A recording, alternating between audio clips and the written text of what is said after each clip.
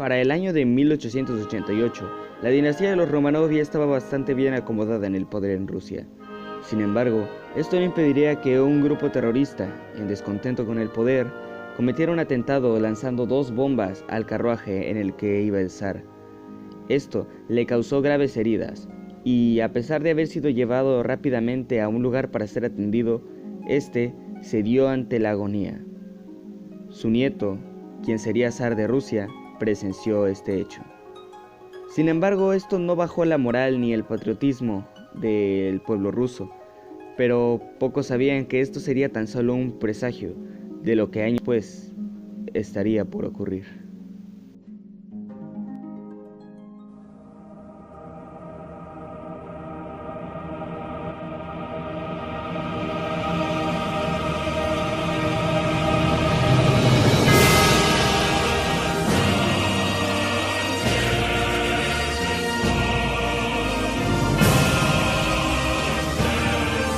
A counter-trial is necessary to cleanse the masculine rebellion.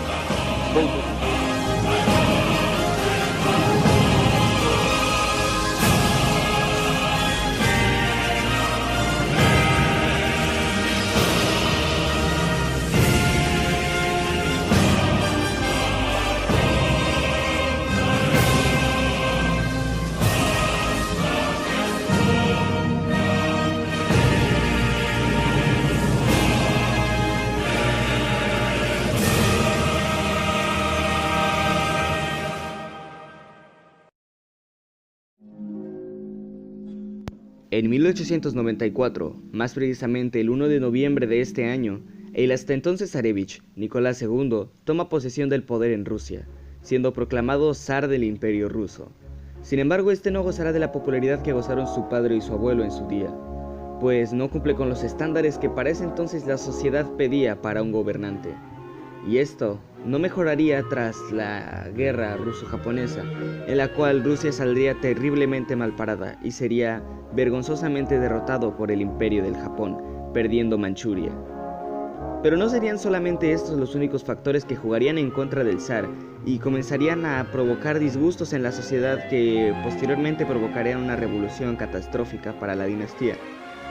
También serían el abuso del poder, la represión y los lujos que contrastaban bastante con la pobreza que en ese entonces vivía el pueblo ruso, el cual no estaba dispuesto a tolerar esto mucho tiempo más. Así que poco a poco los grupos en descontento social comenzaron a alzarse.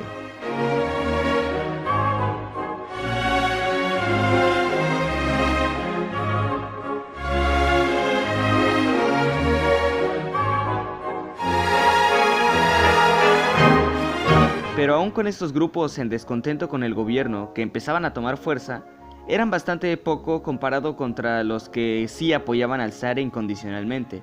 Sin embargo, este desvarío estaría a punto de cambiar con un suceso que todos conocemos.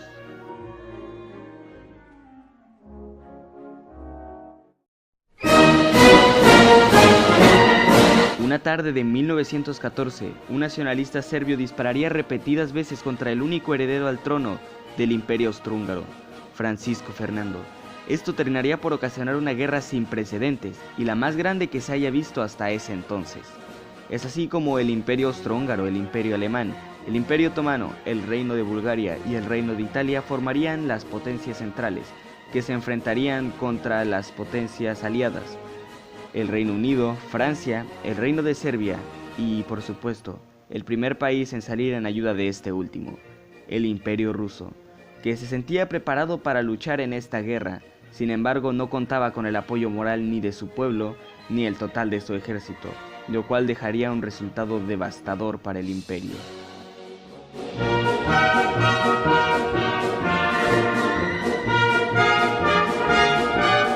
Es así como el pueblo ruso y los que aún permanecían leales al zar vieron esfumarse su última esperanza.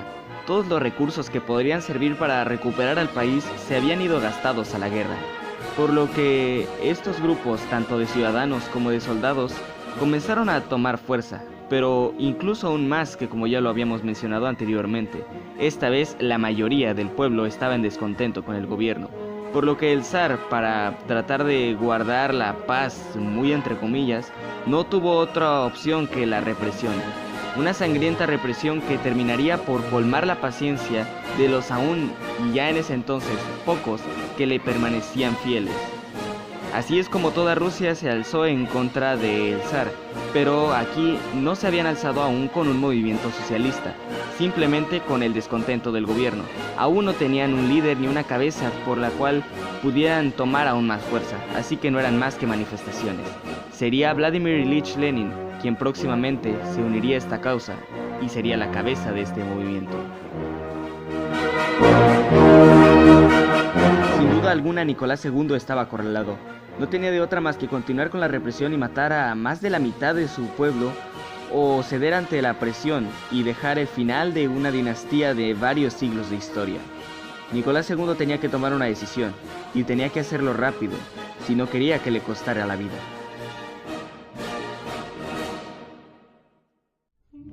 Pero ¿quién fue Nicolás II? Nicolás II nació el 18 de mayo de 1868, en el Palacio de Alejandro, San Petersburgo, en ese entonces el Imperio Ruso. Y desde pequeño fue expuesto a toda clase de presión social, la cual la alta sociedad en ese entonces la consideraba como algo necesario, pues tendría que empezar a preocuparse como su futuro en el cargo de zar de todas las Rusias.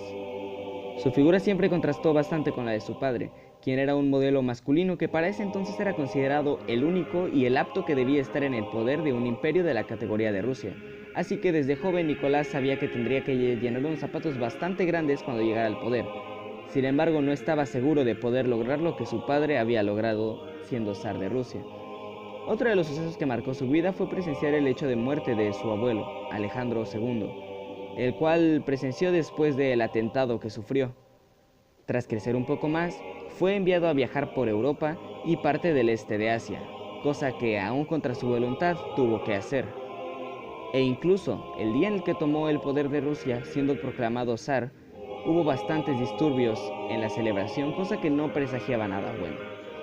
Una vez siendo zar, pensó que todos sus problemas comenzarían a disiparse y que poco a poco su vida tomaría un rumbo mejor. No podía estar más equivocado, pues su hijo fue diagnosticado con una enfermedad la cual lo volvía bastante débil físicamente y bastante vulnerable a cualquier cosa que se presenciara en el exterior.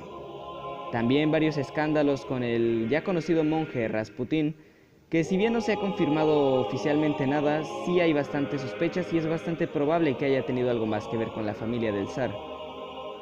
Sin embargo, a pesar de todo esto, Nicolás amaba bastante a su familia, pero esto no iba a librarlo de los peligros que estaba empezando a ocasionar las revueltas que empezaba a sufrir el Imperio Ruso, por lo cual decidió dimitir del poder y dejó caer una dinastía de varios siglos de existencia. Es así como el Imperio Ruso llegó a su fin. Es así como la Revolución de Febrero finalmente triunfó. Las revueltas y las manifestaciones habían valido la pena, pues finalmente habían derrocado al zar.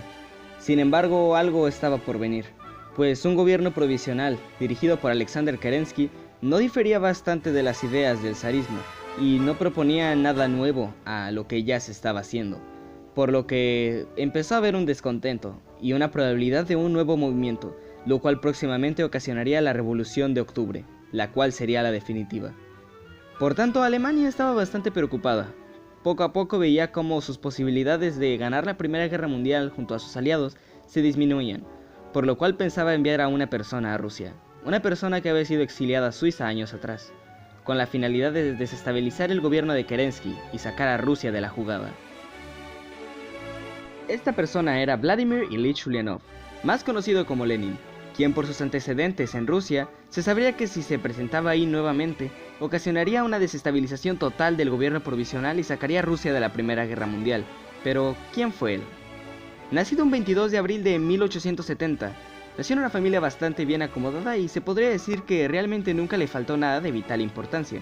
Sin embargo, su fascinación por el marxismo venía de su hermano, Alexander Ulyanov, quien estaba asociado con varios lugares donde se tenía una aberración total al zarismo y cometió varios atentados contra la vida del zar, por lo que finalmente fue juzgado y también fusilado.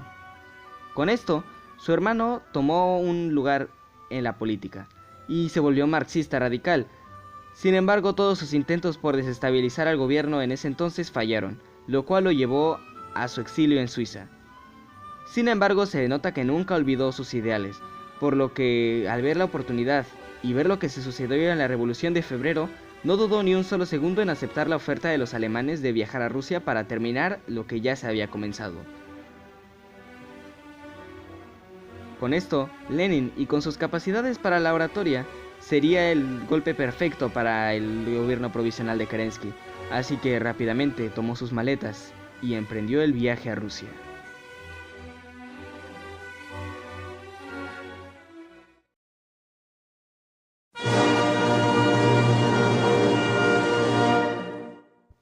Ya con Lenin en Rusia, el movimiento finalmente tenía una cabeza y un líder, por lo que hasta entonces lo que había sido un movimiento únicamente para derrocar al zar y para servir de oposición al gobierno provisional de Kerensky, se había convertido en algo realmente serio. Planeaba cambiar las bases del sistema en el que se encontraba Rusia y el mundo en ese entonces. Se hablaba de una revolución socialista mundial, lo cual empezó a preocupar a varios países externos, los cuales comenzaron a mirar con ojos de preocupación a lo que en ese entonces era todas las revueltas que había en Rusia. El gobierno provisional comenzó con la represión. Tenía miedo de que se desencadenara algo que empeorara la situación, porque también sabían que habían sido los alemanes los que querían desestabilizar a Rusia. Sin embargo, esto no detendría el movimiento de Lenin, por lo que se puso manos a la obra y comenzó a idear un plan para poder derrocar al gobierno provisional. Sabría que el zar había dimitido con bastante facilidad. Ahora solamente cabía preguntarse si el gobierno provisional también lo haría.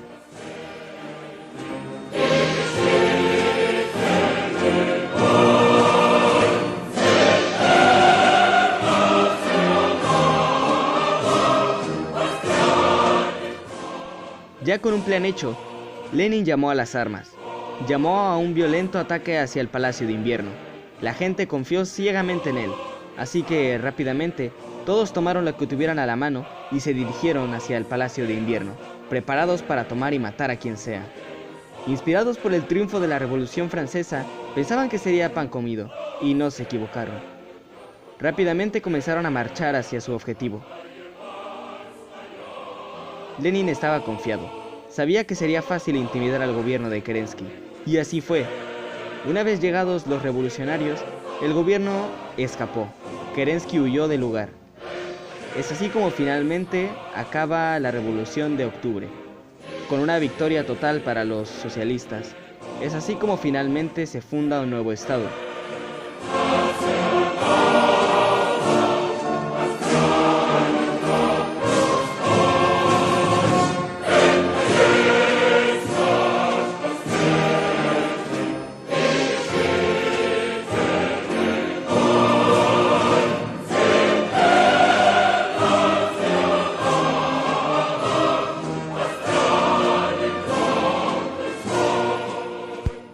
Tras todos estos movimientos, el pueblo finalmente esperaba un cambio, lo que se les había prometido desde un principio. Sin embargo, nada más lejos de la realidad. El gobierno y el poder se habían vuelto a dividir. Por un lado estaban los bolcheviques, que eran apoyados y dirigidos por Lenin y eran adeptos al comunismo. Por otra parte, los mencheviques, quienes se oponían a este. Lenin pensaba que estaba muy por encima de ellos en materia de apoyo popular, así que mandó a hacer unas elecciones, en las cuales el pueblo ruso decidiría a quién prefería. Pero muy para su sorpresa resultó perdedor. Los mencheviques habían ganado. Pero este no estaba dispuesto a aceptar una derrota, así que cometió un fraude. Mandó a disolver la asamblea y desconoció las elecciones. Con esto, no aceptó que había perdido. Gran parte del pueblo se molestó por esto. Sin embargo, Lenin, para no ser tan obvio como lo fue el zar o el gobierno provisional, no decidió hacer matanzas públicas, sino hacerlo de una manera mucho más sigilosa. Fundó la Cheka, una policía secreta, la cual sería tan solo un antecedente lo de que el futuro será la KGB. Pero este será solamente uno de los muchos problemas que vendrán. La represión estará a la orden del día. El terror rojo ha comenzado.